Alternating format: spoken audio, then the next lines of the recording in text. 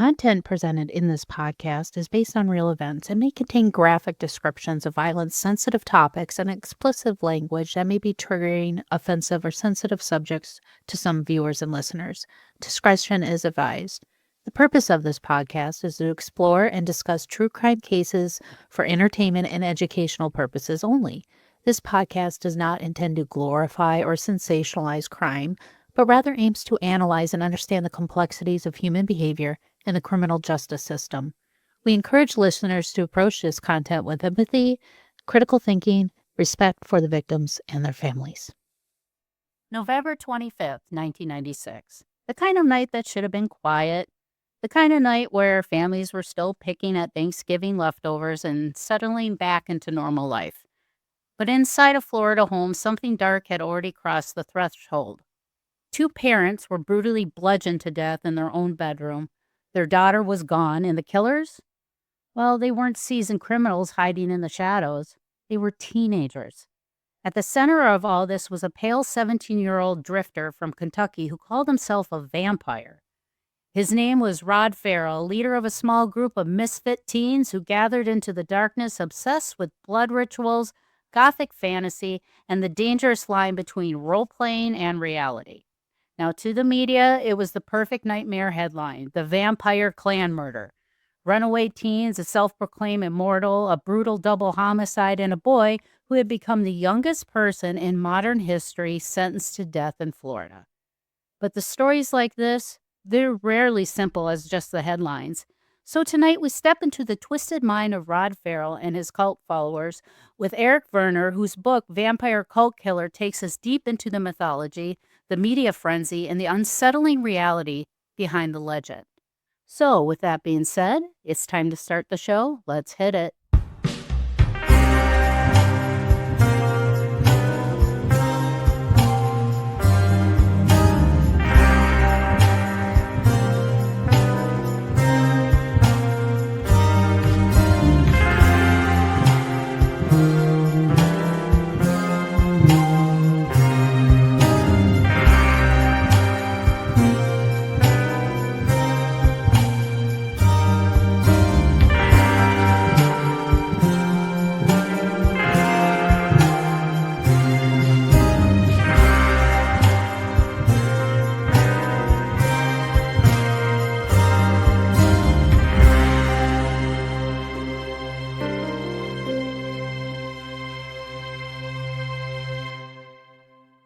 Hi, welcome to another episode of Mysteries Mayhem Merlot. I am your host, Wendy Schrader. Well, I wanted to pick a topic that, I love goth fantasy, werewolves, vampires, all that kind of stuff. I mean, it's been around for centuries, but Hollywood has, made it beautiful and intriguing to be, to want to be a part of kind of that culture. But what happens when that reality and fantasy start to blend together and death actually occurs because of this role-playing type fantasy fiction that, teenagers, their brains are not fully developed. So I could see how those lines are blurred for them. But you would think that there was be some type of moral compass. You know what I mean? Like, I mean, do you really feel like you're a vampire? And that's what this story is about. Is about a couple teens who really felt like they were vampires and they were immoral and they could play God, apparently. So I wanted to get an author, Eric Vernor, who wrote The Vampire Cult Killer, and kind of go deep into the kind of psyche of why these kids felt like they needed to do this, and are they even feel remorse for it? I mean, do they still follow this vampire lore while they're sitting in prison? Because it's been a while. So let's get Eric on the show. Welcome to the show, Eric. Hi, thank you for having me, Winnie. It's a pleasure to be here. Yeah, well, I've been I just watched a documentary called The Scream Murders. And it's about these two teeny boys who, like, basically immortalize the Scream movies and did it in real life. So I'm going to do an episode on that, but this kind of fell in my lap because I was searching up stuff like that, and this one came up. The Vampire Cult Murders, where Rod Ferrell, he was 16, had this fantasy that he was a real vampire. He was immortal, and that he basically convinced others, and he had it turned into like a following, like a cult, like a little Right. clan that he had.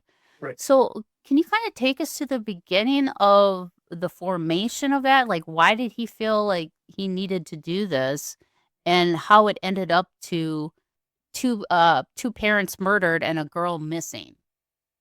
Okay. Well, it really started out before that with Farrell's mother.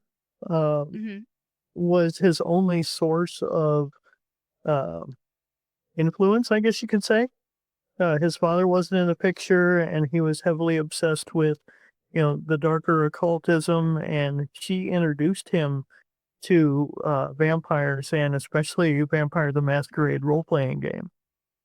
Oh. And I was involved in the similar type of things back then, heavily in the Hmm. goth culture. And, you know, it was a fascination for mine, but I loved it for the artwork. I didn't really play the game. Um, Yeah. but I'm very familiar with the game that he was obsessed with, and it kind of turned around in his brain. I think he had mental problems to begin with. He said that he was abused by uh, his grandfather. Oh, And okay. obviously, with his father not being in the picture, he had no role models to speak of. Yeah. And he just became more and more obsessed with thinking he was, an immortal himself. So, as he got a little bit older, he started gathering other like minded outcasts around him.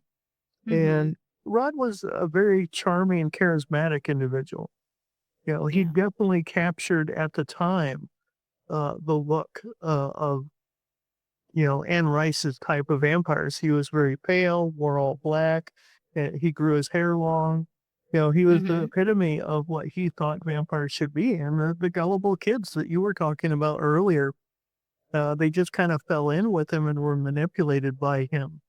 So when he started taking drugs and drinking heavily, I think that added to the mental problems he already had. Yeah. And, he encouraged the others to, cut themselves and drink his blood as well through rituals that he said would make them immortal like him.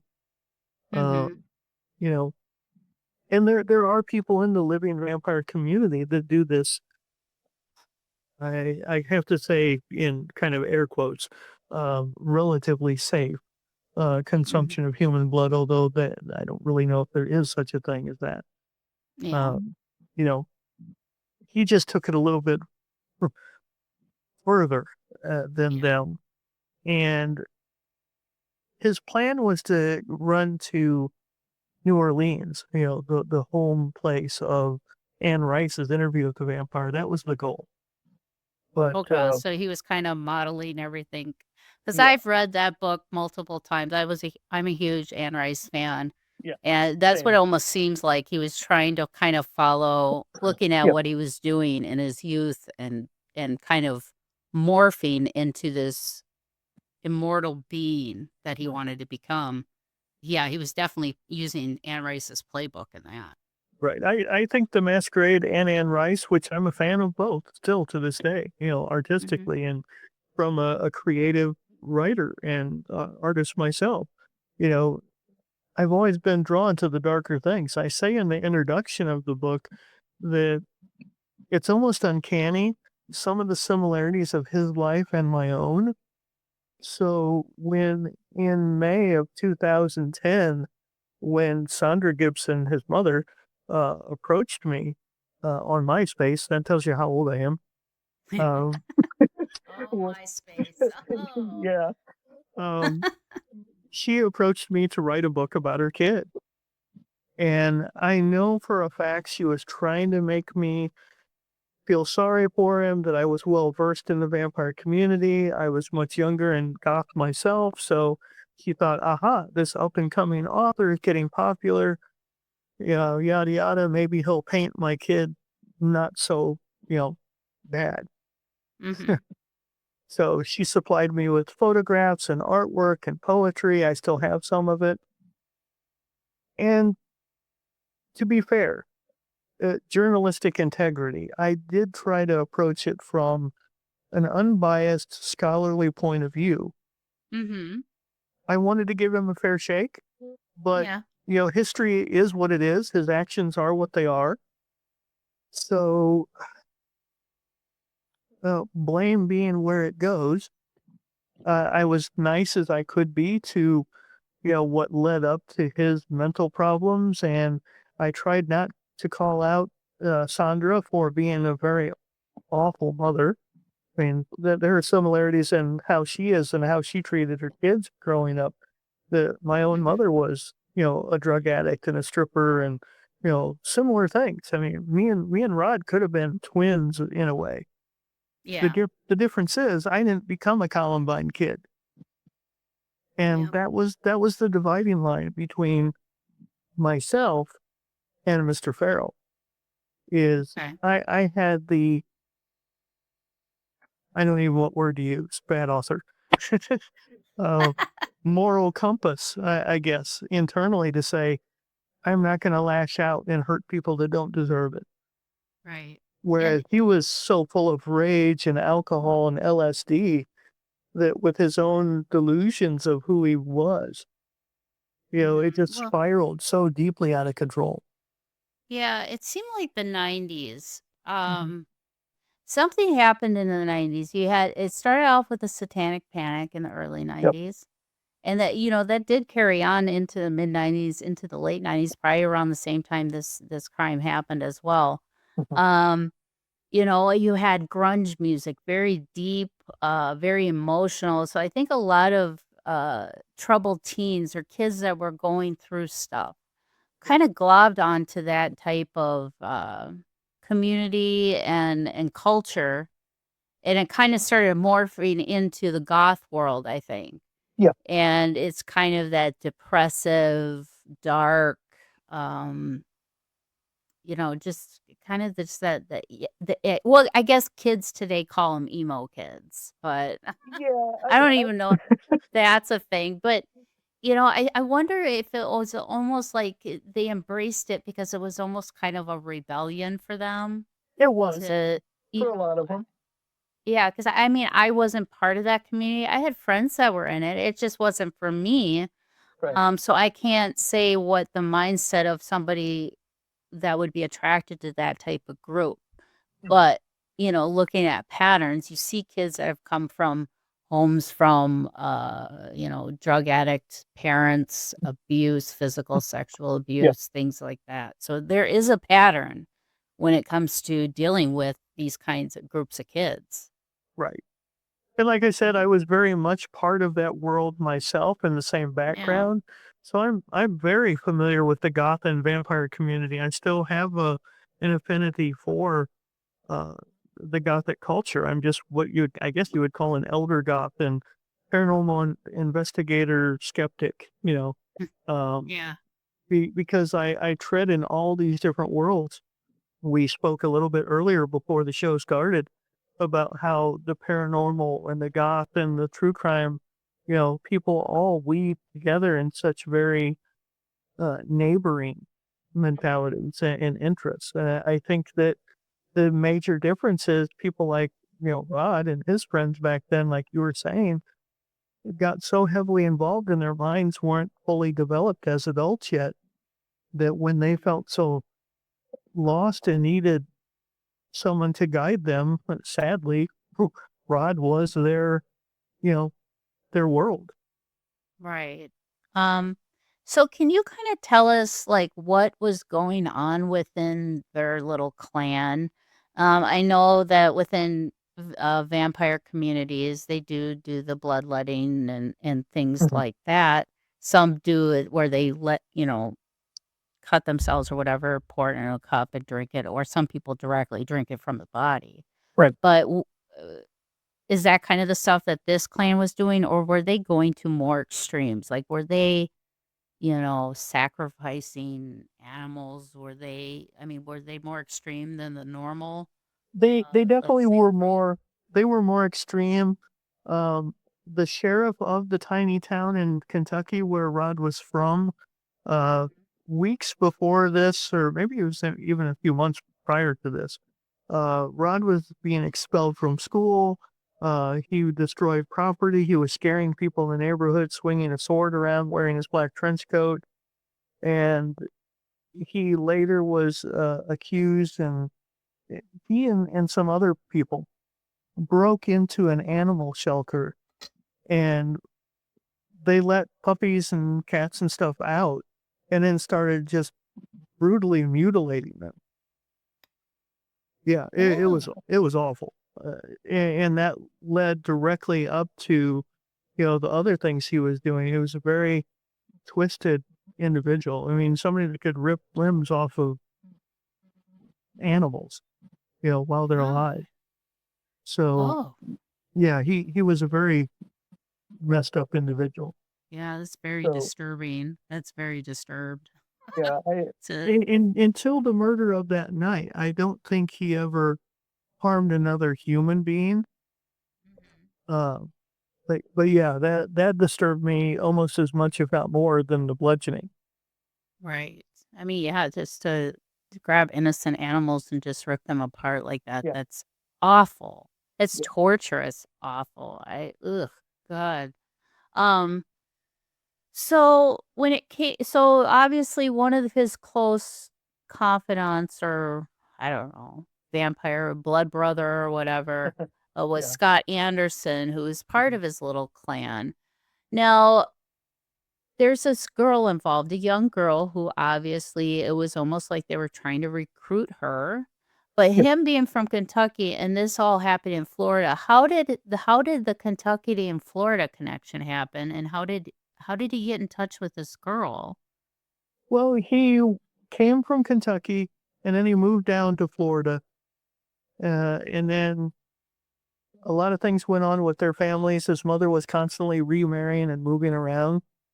Mhm. So the friends that he did make down in Florida, he still stayed in touch with Heather when they Okay. moved back to Kentucky and some other places. And what started the major problem, according to my research, is when the girl he was talking to, and it wasn't even his girlfriend really at the time, one of the other girls in the clan, uh, Shay or Chastity, Mhm. was actually Rod's girlfriend during the time of the murders. Oh. So it's interesting. I thought for a long time Heather was his girlfriend, but it's very twisted and bizarre. I'll just put it mildly. Um, Rod would run up massive phone bills into the hundreds of dollars, calling Heather constantly, staying in touch, via distance, because back then there was no internet. It was just, No. writing something on a piece of paper and throwing it in a mailbox, or telephone. Cell Mhm. phones, I don't even think were a really big thing back in the 90s. So, uh, Heather's parents got really upset because he was charging it to them. And Oh, okay. during the 90s, having a multiple $100 phone bill constantly, that was a lot of money back then. It Oh, is yeah, now. yeah, that long distance charges. Mhm. Yeah. Yep. So Oh, they gosh. they put a stop to that, and that Mhm. upset Rod and Heather a lot. Um, Heather was there was two children, Heather and her sister, and Heather was not the cheerleader type like her sister was. She was an artist. She was very somber. She started dyeing her hair different colors. She started to show more traits of the goth community. And I'm not painting this in a bad way, because, there's millions of goths, including myself, who were not, homicidal maniacs. You're right. Um, but she freaked out her parents. She was trying to express herself, so they kind of overlooked it a bit.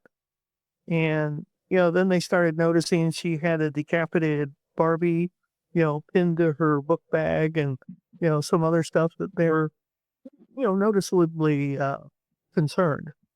Well, yeah. I would be And if that were my child. yeah, Like, yeah, "What is happening? What's well, going on with you?" yeah, is it artistic expression, or is it a cry for help? You never know. You have to ask. Mhm. Did you know that radio just got a little extraterrestrial? That's right, Dave Schrader is back on radio with the Paranormal 360 every Sunday evening, 7 to 9 p.m. Central on WCCO AM 830, an Odyssey station. Just download the Odyssey app and look for the WCCO logo, follow the station, and listen live. That's the Paranormal 360 on WCCO AM 830, an Odyssey station.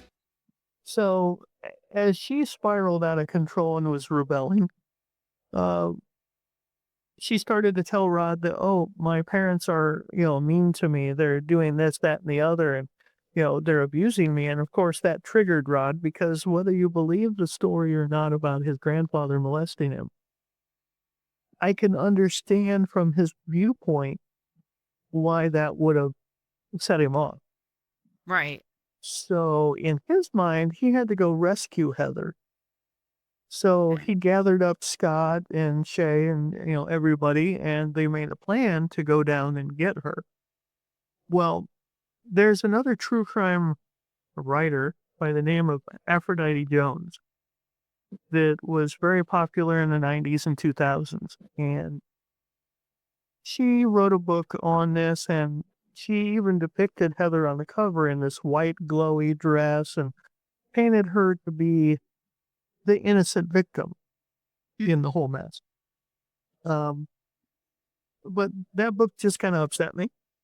And I don't even think I own a copy of it anymore because I found out later that she was taking a lot of artistic liberties, as she even put it, in how she embellished her account of what happened and led up to it. And she tried to paint Heather as sweet and innocent, and she wasn't involved at all. And obviously, she didn't do any time after she was locked up. But I dedicate an entire chapter in my book where one of the letters that Sandra supplied to me, there was a passage that it didn't come out and say it, but it heavily implied that Heather knew what was going on. And when Rod wrote to her, he said something along the lines of, doing this for her because she wanted it. Schoolmates of theirs would comment on true crime shows on YouTube and tell me that they went there and they heard her talking about wanting her parents dead. Oh, of course. What teenager doesn't? Right. They're mean to me because they won't let me do what I want to do. And that's exactly what was happening with her. Yeah. Is she poked his buttons enough, knowing he was depraved and weird and twisted, that she got him to come down and do what she wanted. She may not have directly said, go kill them, but when their car broke down and they needed another one, she supplied Rod with a hand-drawn map, and I copied it in the book. She told him where the keys were, and she could have just taken the keys and left the house herself. Yep. There's so many things that incriminate her, and I took forever to find YouTube clips and different television documentaries to piece together and had to hand type out everything she said between her and the detective after they arrested him, because it's not easy to find transcripts of confessions. And, it took me hours to find everything, and I had to keep hitting pause and kept typing, and I was determined to prove my hypothesis in a chapter on Heather is no angel, because I think he set it up. Well, yeah, and dang well that was her whole purpose of telling him, "I wish my parents were dead," because Yeah. they're not letting me be who I want to be. They're not letting me do what I want to do. I mean, she may not have said, "I want you to come down here with a baseball bat and I want you to bash their heads in." But she was setting them up to, well, let us take care of it. We can do that for you. There's Right. been a lot of cases where this has happened, where a girl kind of manipulates a guy to do something that she wants done to benefit her. And I can totally see how this played out that way. And they're teenagers. They're going to talk about that stuff. Yeah. It's not like, obviously she probably painted her parents as horrible, horrible people. And so he was only getting told one side of the story. Yeah. And he was 16, the youngest person ever put on death row, and the rest of them were a year to 2 years younger. So put yourself in their mindset with him being manipulative and crazy. Right. It's just a recipe for disaster. And I just don't understand how all this was playing out under the noses of parents. I mean, obviously, these parents were not very involved in their kids' lives. Um, I don't know if they were absent or if it was because of they had to work and they just didn't have. Yeah. I Both don't of know, but both of them worked. Richard and Ruth the Wendorf. Uh, he was a very hard worker. Had his own business and worked for somebody else. She was a stay-at-home mother, but when she noticed that one of their daughters was going, down a very dark path, she actually started working at the high school to keep tabs on her. So oh, okay. yeah, they were very much what people of our age bracket would have called latchkey kids. Uh huh. So they weren't around a lot, and so Rod became their surrogate parent, being their what he called sire of a vampire to them. So, Okay. you know, the fact that they bonded together and they were all outcasts, they hung out at the cemetery, and there was and now it's been torn down years ago, but there was a abandoned building in the woods that they called the Vampire Hotel. Had graffiti all over it and ruins of what could have been an altar when they said they were doing sacrifices and whatever. I think a lot of that is just embellishment and hyperbole. So it Hmm. was cool for the media and everything. Yeah. But like you mentioned earlier, the Satanic Panic was going strong during the 90s, and I have some very strong connections in that world, both having a bachelor's in criminal justice and I'm a reverend in the COS. So it was not very difficult for me to get a hold of the retired FBI agent, Kenneth Lang, who did the report on the Satanic Panic and said it's all hogwash. Hmm. And Yeah, because they try to use that defense. I mean, the whole satanic. I mean, you had the West Memphis 3 case, which was highly, because of, oh, he has black hair and he listens to heavy metal music. right, And, right, this is why he was the one that murdered these boys. And, it was like, just because no, that's not, just because that's the way Damien looks, that right, doesn't mean he did it, right, and, I just felt like youth was pushing back so hard against the status quo with these adults, and yeah, you said a lot of aggression and anger kept building up, and I could see why these groups of youth, kids that are troubled did stuff like this. I mean, right. I don't agree with it. 100% I don't agree with it, but I understand how it happened Mhm. and what can we learn from those situations so we don't repeat that, and yet we have still school shootings. We still have, all this stuff happening, especially right here in Minneapolis, St. Paul. Right. We had, a lot of it's been like transgender mass shootings at schools and things like that. And so it's still happening. It's just Right. on a it's not goth anymore. Now it's a different topic, but it's that same mindset. So the day, November 25th, 1996, what, okay, so they obviously come down from Kentucky back to Florida. Are they down in Florida for some time before this happened, or they just, like, get on a bus, get to the house, and do whatever they did? Rod came back to Florida for a while. Okay. He bounced all over the place, and he was there for a good month or so, getting into more trouble, and uh, he gathered his little clan together, and he's like, let's go rescue her." So he admitted that he was full of LSD. He was drinking, and they met at another girl's house.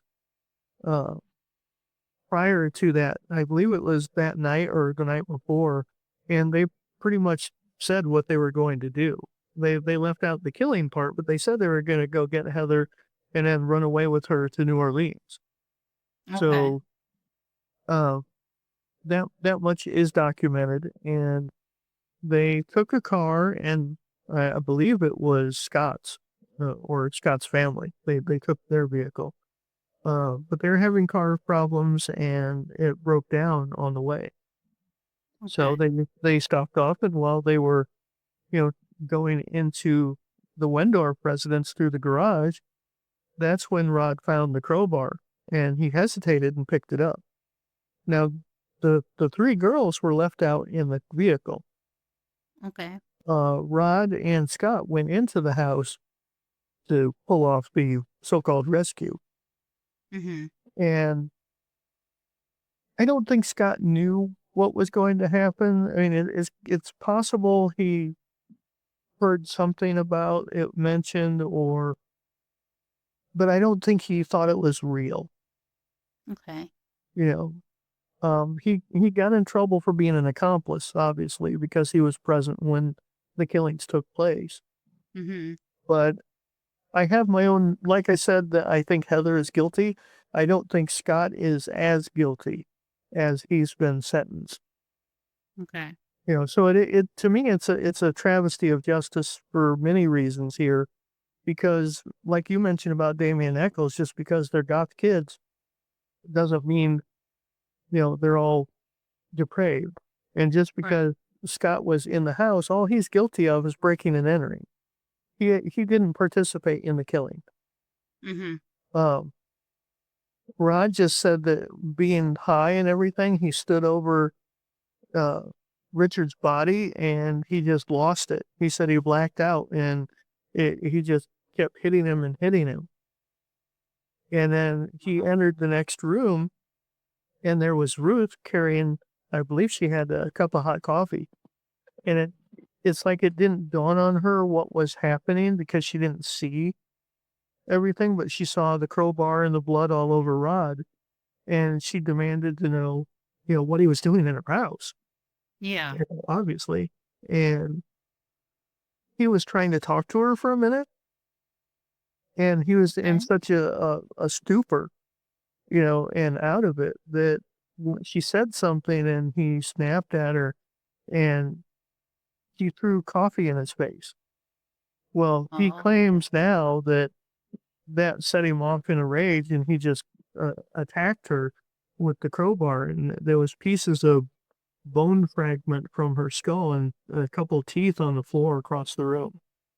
Yeah. Uh, Yeah. It was a pretty brutal crime scene yeah, from the documentary that I watched, and right. And as a warning to my fans that want to purchase the book, there are photos of the autopsy and, of her skull, and, some scenes of the crime.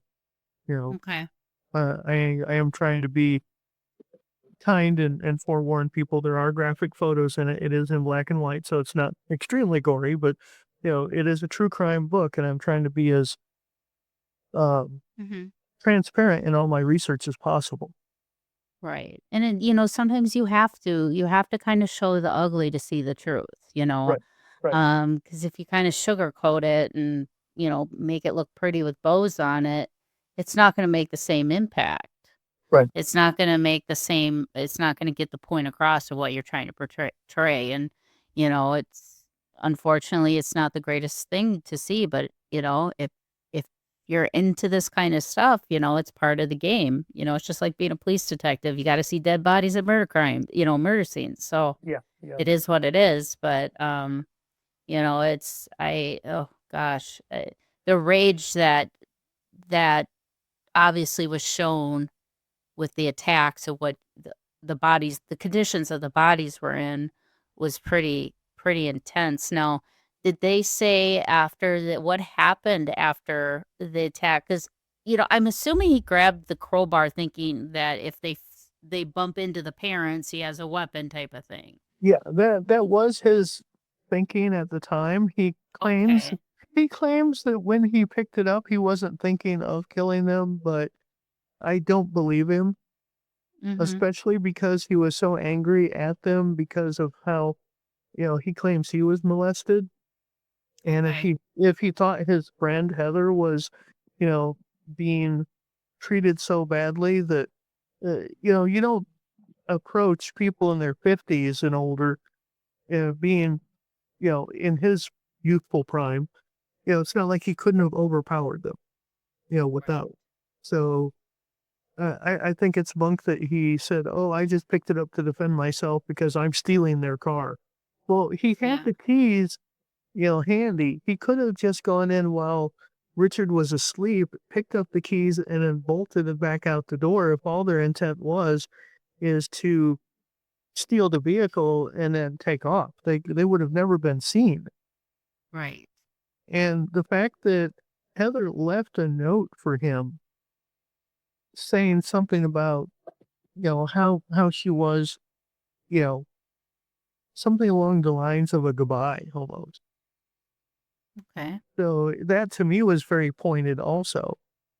And Mm-hmm. the fact that she knew what was going to happen. There's just so many compelling things. Even the police detective that talked to her, it was alluded that she knew. But Yeah. the fact that she walked from it after all was also compounded by the fact that her grandfather was an attorney and later a judge. So I think there was Oh. some underhanded things going on. The sheriff at the time was convinced that she was guilty, but Okay. you know, now she's hi- hiding away, and excuse me, um, Heather is hiding away, and she's an artist and living the good life. And I guess she inherited several $100,000 from her family's insurance policy. Okay. Yeah, because it does kind of. eh, There, she had to have known. I mean, Yeah, she had to have known something was going to happen because her parents would have just not let her go, or they would have, right. tried to. Knowing that her father and her family was like an attorney into law and things like that, she was probably like, "Oh, they'll end up finding me some way somehow." Right. I could see her wanting to eliminate the problem so she could go live her life with this Rod guy and live a vampiric fantasy with him. I don't know. But obviously she knew more than what she was leading on, and I am shocked that she did not at least get some type of charge of being an accomplice or something because Yeah. she obviously know her parents dead once she left the house, right? Yeah. I mean, Well, she says she didn't know about it until they got further on down, you know, out of the state and on their way to New Orleans. They stopped at a hotel, um, some little cheap, motel on the way. And apparently, from conflicting stories, you know, the rest of the people in the car didn't know what happened. And then Scott said something, and, she says she cried about it, but, alligator tears for her friends. yeah. Because I think they discussed it at the other girl's house the night before. Yeah, I'm pretty sure that she had to have known something was up. I don't know what to extreme, but she should have done some type of serve some time for that because to me that's baffling. Even okay, she finds out later, couple days later, whatever, when they get further down in the state, that her parents are dead. Why didn't she report it then? Yeah, Like she had actually, no idea, you it, know? it was one of the parents contacted the police, and they used her when one of the kids contacted them saying, "Hey, we're broke. We can't pay for our hotel room. We need gas money and food." And they basically did a sting operation and let them believe, "Oh yeah, we'll get you the money. Just stay where you're at. Where are you?" And then the cops Mhm. showed up. Oh. So that's how they got caught. They didn't even make it to New Orleans. They were set up by one of the parents. And Oh, smart. yeah, they were all busted, dragged in. There's a lot of famous photos of them. And if you're like me and you grew up into true crime and stuff like that, even in the 90s, there were documentaries like crazy. I think Murray Povich and Geraldo Rivera did a show with them. Mhm. So, yeah, it was insanely famous, not only because it was so heinous, but the fact that he claimed to be a 500-year-old vampire, just added to it with his look. And, the Masquerade and the Satanic Panic were such a big thing because it was all, well, Dungeons and Dragons and role-playing games and heavy metal and violent video games. It was all the big buzzword back then in the media. Right. So, And there were a lot of things starting to kind of blossom, like you had Columbine. Okay, was that a result of why did that happen? The West Memphis 3 case where 3 mhm, boys were brutally murdered and found, and their bodies looked mutilated, so everyone thought it was some type of weird ritual, when in yeah. fact it was probably done by animals. So I see where the misconception comes from and how frustrating it is for kids, and it's almost like they were being painted these evil people. So they're, instead of trying to prove people wrong, it was like, well, if you're going to call us that, we're going to act that way. Yeah. And Yeah. it's that defiance, that rebel defiance that the 90s brought on with Nirvana and Metallica. And I mean, it was a very weird era where it was like dual. It was either you were hip hop or you were Yeah. goth, or Yeah. grunge, and it was just weird. And you saw the separation in the schools. I was in high school in the 90s. um so I remember these kinds of cases and things popping up on the TV. And Interview with a Vampire, the movie with Tom Cruise and Brad Yep. Pitt, that was a I worked in a huge movie. movie. I worked in a movie theater and I watched it almost, 3 times a day during my shift. So, Right, yeah, right, it was a I was great in movie. yeah, I was in But Boulder, Colorado. I got a front row seat. yeah, yeah, so it's like, I can see the influences, affecting the youth of that time, but it's like, what would cause these kids to take it to the extreme? And like you, for instance, you had a similar life like Rod, but what was the difference of you not flipping that switch and him flipping that switch? And w- what was it? Was it the drugs? I mean, I know LSD and those type of psychedelic narcotics can mess with your brain processes, Yeah, how you perceive things. I think his age and he was trying to block out the pain of his life through Mhm. drugs and alcohol, and his mother being an influence, introducing him, you know, to the vampires and watching the movies with him. Mhm. Um, she got in trouble during that same time period by uh, sending suggestive letters to a young boy, and she did time and was on probation for um, soliciting a minor.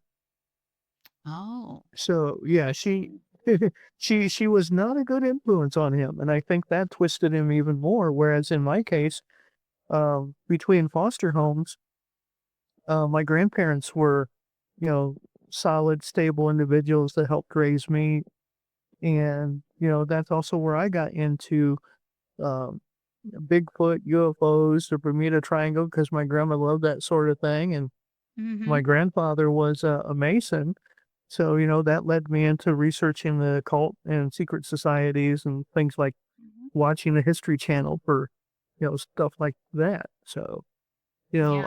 I was influenced by my family for sure and by the period of the time that you're talking about, but I had better influences on me that I think kept Right. me from, you know, I like to think of it as the same road that Rod and I were on, but it branched. He went one way and I went the other. Can you feel it? The shift in the air, the longer days, the promise of something new.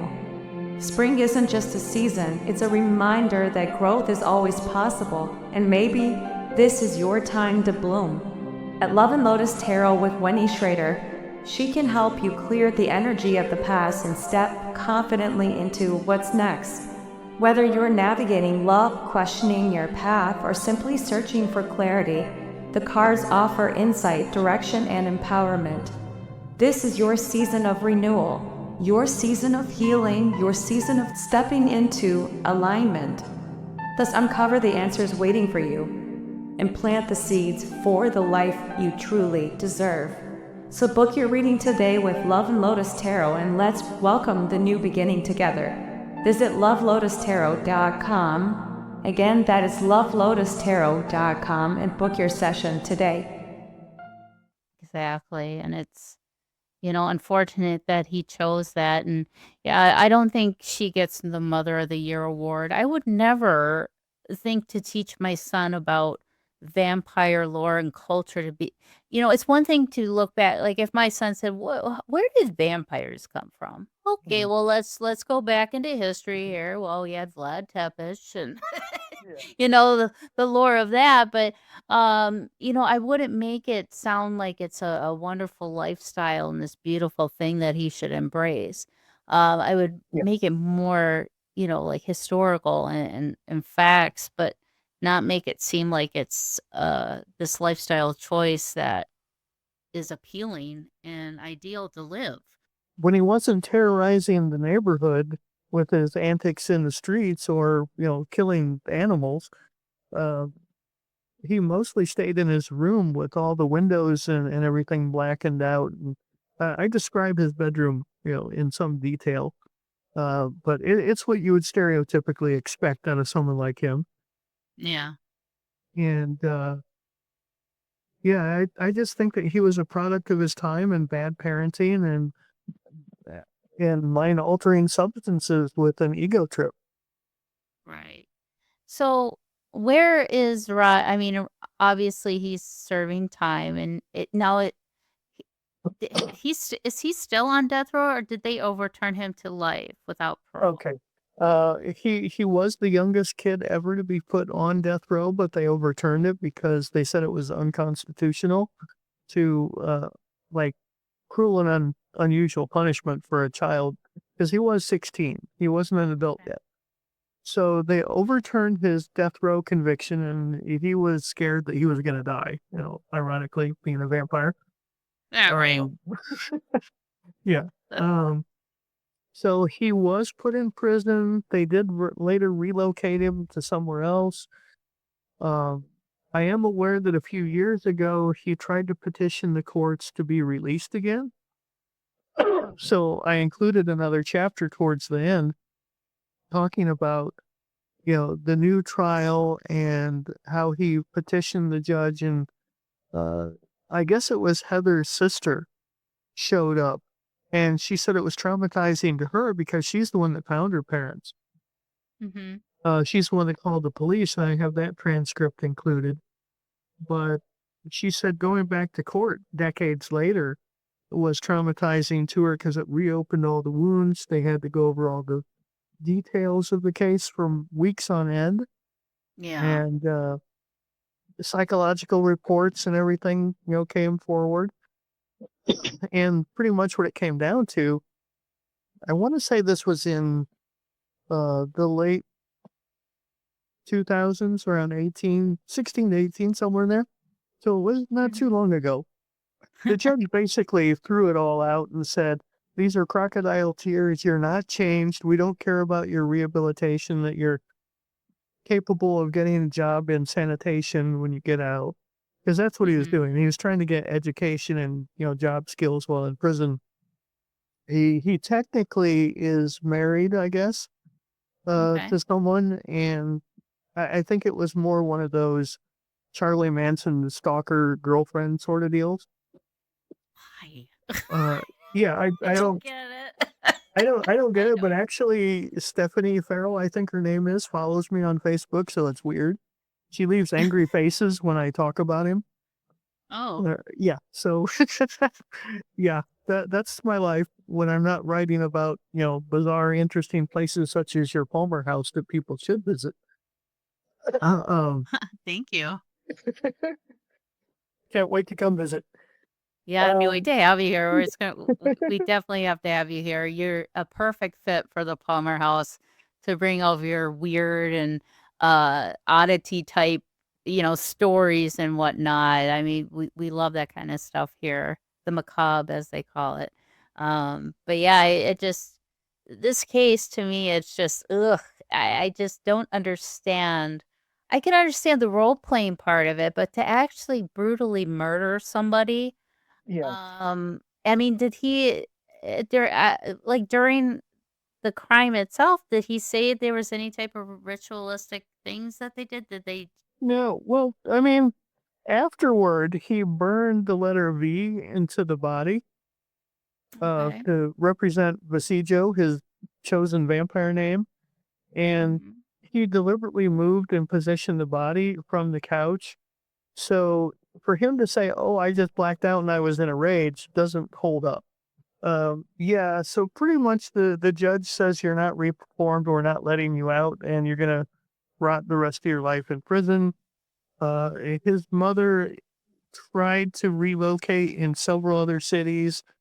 I think she's trying to leave the past behind her, and it eventually catches up, and the neighbors don't want her in the neighborhood, and so it's another vicious circle, just like when she was younger. Because you were asking about, his influence with his parent, and she got pregnant with him at a very young age. Mhm. She was a teenage mother, so they acted more like they were best buddies when he was growing up, not mother and child. Gotcha. Yeah, so it's just, like an extension of just like a sister or Mhm. something like that, not that parental guidance that he needed. So, Yeah, that and the fact that she was trying to seduce a child the same age as her son. yeah, that's gross. There That's there was just some really, I don't allude yeah. to it, but you can read between the lines. There's some really odd behavior between Rod and his mother. I wouldn't be So, surprised if stuff happens.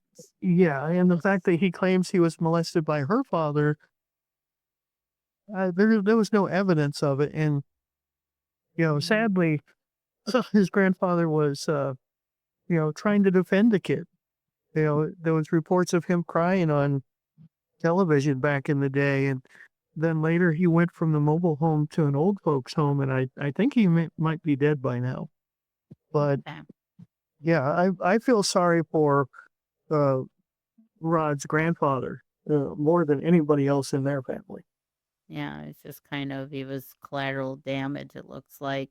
Yeah. Um, but thank you So, so much, Eric, for coming on and talking about this. This is very interesting. And, yeah. I think more people need to look at these kind of cases and just see, okay, like, what did we learn from that? Because, like I said, today, those things are still happening. Just, Mhm. it just has a different culture around it, whether it's, this culture, vampire, goth culture, trans culture, Christian culture. I mean, all these different subgroups of people, we all have our faults, but it Right. still continue to happen. So it's like, where can we find these spots where we can kind of stop it before it gets to this point where people are killing innocent people for no reason at all? Right. And, it's just sad that it, we haven't learned from this kind of stuff.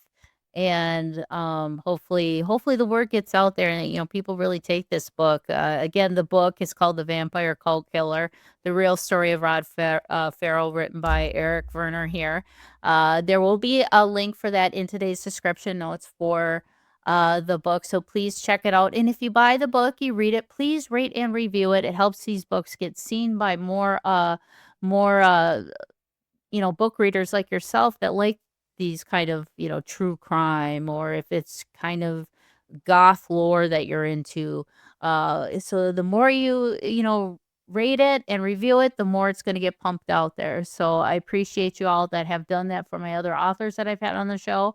And what now, Eric, do you have like a website or anything that people can go to check out your other works as well? My work is on Amazon, and they can contact me on Facebook. I respond to all my fans. If anybody wants a signed copy of the book, I have more coming. So, Okay. they can reach out to me at, do PayPal, Cash App, whatever works better for them. Okay. Um, So I'm always happy to sign stuff. I never charge extra for signatures. I think, the fact that fans want an author's work, is satisfactory enough.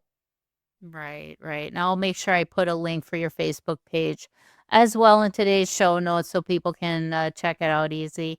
And like Eric mentioned in this episode, the Palmer House. Yes, the Palmer House Hotel, Restaurant, and Pub here in Sauk Center, Minnesota. If you guys want to book a room, please do. And all you got to do is just give us a call at 320-351-9100. It gets pretty busy here in the summer, so I suggest if y'all want to have we call this place a staycation here in Minnesota. It's kind of a home away from home getaway for people. And Eric, like I said, if you ever want to come to the Palmer House, you let us know. We'll hook you up with a room and make you feel like you're at home here at the Palmer House Hotel. It's just, we call it the Palmer House effect. Everybody feels that once they walk through the threshold of this old hotel.